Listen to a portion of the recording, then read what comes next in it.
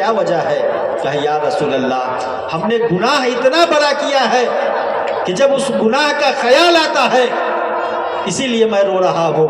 حضور نے فرمایا دہیا کون سا گناہ تو نے کیا ہے؟ کہا یا رسول اللہ میری زبان کانپ رہی ہے، میں نے اتنا بڑا گناہ کیا ہے کہ میری زبان کام نہیں کر رہی کہ میں بتاؤ۔ اللہ کے حبیب نے فرمایا اے دہیا قلبی تم بتاؤ تو صحیح تم نے کون سا گناہ کیا ہے؟ اتنے میں حضرت جبریل امین حاضر ہو جاتے ہیں اور یہ آیت لے کر کے نازل ہوتے ہیں یا ایھا الذین آمنوا توبوا الی اللہ توبۃ نصوحا، اے محبوب فرما دیجئے کہ جو انسان اپنے گناہوں سے توبہ استغفار کرتا ہے اللہ تبارک و تعالی اس کے گناہوں کو معاف کر کے اس کے مقام کو بلند فرما دیا کرتا ہے۔ اللہ نے دہیا قلبی کے گناہوں کو معاف کر دیا۔ اب حضور نے کہا اے دہیا قلبی اب اللہ تبارک و تعالیٰ کی طرف سے بھی پیغام آ چکا ہے، اللہ نے تمہاری خطاؤں کو معاف کر دیا ہے، پھر بھی دہیا قلبی ہے جو روتے جا رہے ہیں، روتے چلے جا رہے ہیں، خاموش ہونے کا نام نہیں لے رہے ہیں، آنسو تھم نہیں رہے ہیں۔ اللہ کے حبیب نے کہا اے دہیا قلبی آخر رو کیوں رہے ہیں بتاؤ تو صحیح۔ دہیا قلبی نے کہا یا رسول اللہ میں جب اپنے کفر کے زمانے میں تھا میں نے کلمہ نہیں پڑھا تھا، جب آپ اس دنیا میں تشریف نہیں لائے تھے اس سے پہلے میں اپنے قبیلے کا سردار ہوا کرتا تھا، اس وقت میں اپنے قبیلے کا سردار تھا، اس وقت جب ہمارے قبیلے میں کسی گھر میں بھی بیٹیاں پیدا ہوتی تھی، کسی کے بھی گھر میں کوئی بیٹی پیدا ہوتی تھی تو اسے میں اپنے ہاتھوں سے زندہ دفن کیا کرتا تھا۔ اللہ اکبر اتنا فرما رہے ہیں دہیا قلبی روتے چلے جا رہے ہیں اے پاک و اے اللہ کے حبیب کسی کے بھی گھر میں جب کوئی بچیاں پیدا ہوتی تو میں اسے دفن کرتا چلا جاتا لیکن مجھے کوئی افسوس نہیں ہوا کرتا تھا۔ تقریباً میں نے اپنے ان ہاتھوں سے 70 بیٹیوں کا قتل کیا ہے، اسے زندہ دفن کیا ہے۔ یا رسول اللہ اسی گناہ کو جب میں سوچتا ہوں میرے دل میں خیال آتا ہے تو میں رو رہا ہوں۔ اللہ اکبر اتنا کہتے چلے جا رہے ہیں، اللہ کے حبیب فرما رہے ہیں اے دہیا قلبی اللہ نے تمہارے گناہوں کو معاف فرما دیا ہے، پھر بھی دہیا قلبی روتے چلے جا رہے ہیں۔ یا رسول اللہ میں نے 70 بیٹیوں کو قتل کیا تھا لیکن مجھے کبھی افسوس نہیں ہوا، لیکن ایک دن ایسا واقعہ میرے ساتھ آیا ہے کہ اس نے مجھے جھنجھوڑ کر رکھ دیا ہے۔ کہا کہو کیا بات ہے؟ کہا یا رسول اللہ میں باہر تجارت کرنے کے لیے جا رہا تھا، میری بیوی حاملہ تھی، اس کے پیٹ میں میرا بچہ پل رہا تھا، میں نے اس سے یہ وصیت کی تھی کہ اگر بیٹا ہو تو اسے بڑے ناز و نیاز سے پالنا، اسے بڑی محبت سے پرورش کرنا، اگر بیٹی گھر میں پیدا ہو تو اسے قتل کر دینا، اس کا گلا دبا کر کے مار دینا۔ یا رسول اللہ میں تو باہر تھا، جب میں گھر واپس آیا تو میری بیوی نے کہا کہ بیٹی پیدا ہوئی تھی میں نے اسے قتل کر دیا تھا،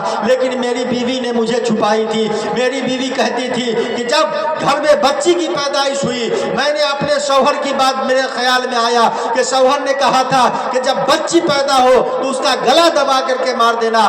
جیسے ہی میں نے اس کی گردن کی طرف اپنا ہاتھ بڑھایا اس کی ماں کہتی ہے کہ جیسے ہی میں نے اپنے ہاتھ کو اس بچی کی طرف بڑھایا ایک آواز آئی، میرے دل نے مجھے جھنجھوڑ دیا کہ دنیا میں تو ماؤں کی تاریخ لکھی جائے گی لیکن تو بتا تیری تاریخ کیسے لکھی جائے گی؟ تجھے کس نام سے پکارا جائے گا؟ تجھے ڈائن کے نام سے پکارا جائے گا۔ تو جس بچی کو اپنے پیٹ میں 9 مہینے تک رکھا ہے آج اس کا گلا اپنے ہاتھوں سے گھونٹنے جا رہا ہے۔ جب اتنا خیال آیا تو اس عورت نے اپنے بچی کو نہیں مارا بلکہ اپنے سینے سے لگا لیا، لیکن جب شوہر کے آنے کا وقت ہوتا تو اس بچی کو دوسرے کے یہاں پہنچا دیتی اور وہ پڑوس میں پہنچا دیا کرتی تھی اور کہہ دیا کرتی تھی کہ میرے شوہر کے آنے کا وقت ہو گیا ہے، اس بچے کی تم پرورش کرو، جب اس کا باپ چلا جائے گا باہر پھر میں اسے لے جایا کروں گی، جب مجھے اس بچی کی یاد آیا کرے گی تو میں آ کر کے اس کا چہرہ دیکھ لیا کروں گی۔ وقت گزرتا چلا گیا، جب بچی تھوڑی بڑی ہو گئی ہے ایک دن ایسا بھی آیا کہ جب دہیا قلبی باہر سے تجارت کر کے اپنے گھر پر پہنچتے ہیں، گھر پر جب دستک دیتے ہیں آواز دیتے ہیں تو اندر سے آواز آتی ہے، کون ہے دروازے پر؟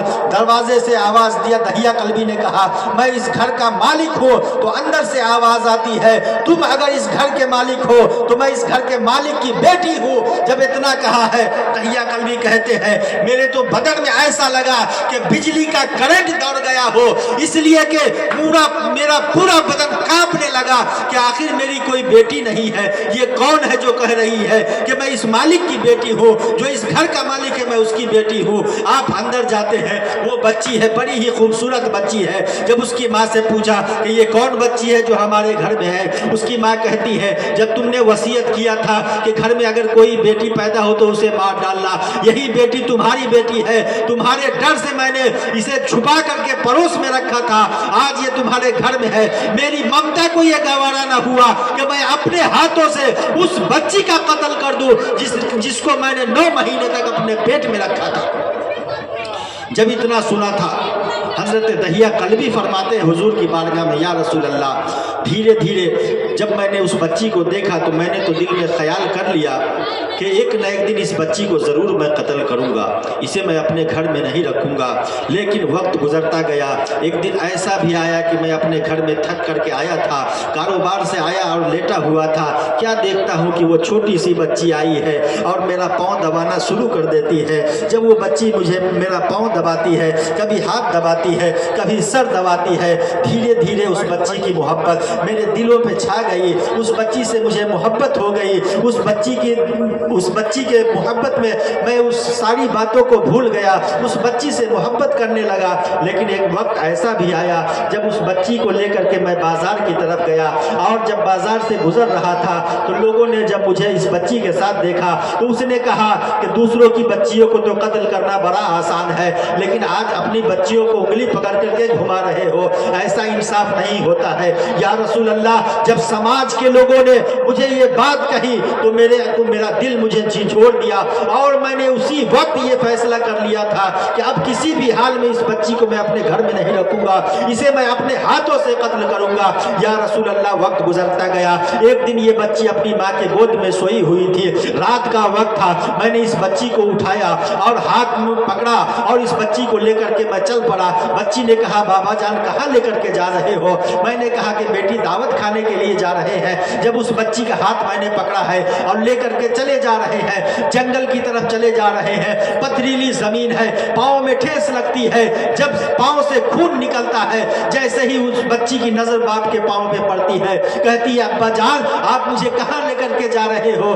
باپ کہتا ہے بیٹی دعوت کھانے کے لیے جا رہے ہیں۔ باپ جب یہ کہتا ہے، بیٹی کہتی ہے ابا جان ہمیں کوئی دعوت نہیں کھانی ہے، ایسی دعوت مجھے قبول نہیں ہے، جس دعوت میں جانے کے لیے باپ کا خون بہانا پڑے وہ دعوت کی روٹی مجھے قبول نہیں ہے، ابا جان یہاں سے واپس لوٹ چلے۔ لیکن دہیہ کلبی کہتے ہیں یا رسول اللہ، میں نے ان کی ایک بات بھی نہ سنی اور اس بچی کو لے کر کے میں چلتا رہا۔ جب ایک ویرانے جنگل میں پہنچا تھا، ایک پہاڑی کے پاس پہنچا، جب میں دیکھا وہاں پہ بالکل سناٹا تھا، وہاں پر میں بیٹھ گیا اور ایک گڈھا کھودنا شروع کر دیا۔ گڈھا کھودتے کھودتے میرے ماتھے پر پسینہ آ گیا۔ جب میرے ماتھے پر پسینہ آیا، بیٹی آئی اور پسینے کو پوچھتی ہے، کہتی ابا جان کیا کر رہے ہو؟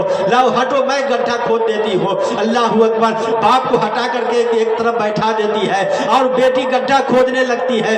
جب گڈھا تیار ہوا، حضرت دہیہ کلبی حضور سے فرما رہے ہیں یا رسول اللہ، بیٹی نے بھی گڈھا کھودنے میں میرا ساتھ دیا۔ جب گڈھا تیار ہو گیا، میں نے اس بیٹی کو لیا اور اس گڈھے میں ڈال دیا۔ اس کے بعد جب اس گڈھے میں ڈالا ہے، اس کے بعد جا کر کے میں اس پہ مٹی ڈالنا شروع کیا ہے۔ اب ٹھہرنے تک مٹی آیا ہے، گھٹنے تک مٹی آئی ہے، کمر تک مٹی پہنچی ہے۔ وہ بچی سوچ رہی ہے کہ باپ میرا میرے ساتھ کھیل رہا ہے، باپ میرے ساتھ کھیل رہا ہے، لیکن وہ بچی کو یہ پتا نہیں ہے کہ میرا باپ مجھے مارنے کے لیے لایا ہے، قتل کرنے کے لیے لایا ہے۔ حضرت دہیہ کلبی کہتے ہیں یا رسول اللہ، میں اس پہ مٹی ڈالتا گیا، لیکن ایک وقت ایسا بھی گزرا کہ جب مٹی اس کی گردن تک پہنچ گئی ہے، جب مٹی وہاں تک پہنچا ہے تو اس بچی نے آسمان کی طرف سر اٹھایا ہے اور کہا ہے کہ میرے باپ آپ کیا کر رہے ہو؟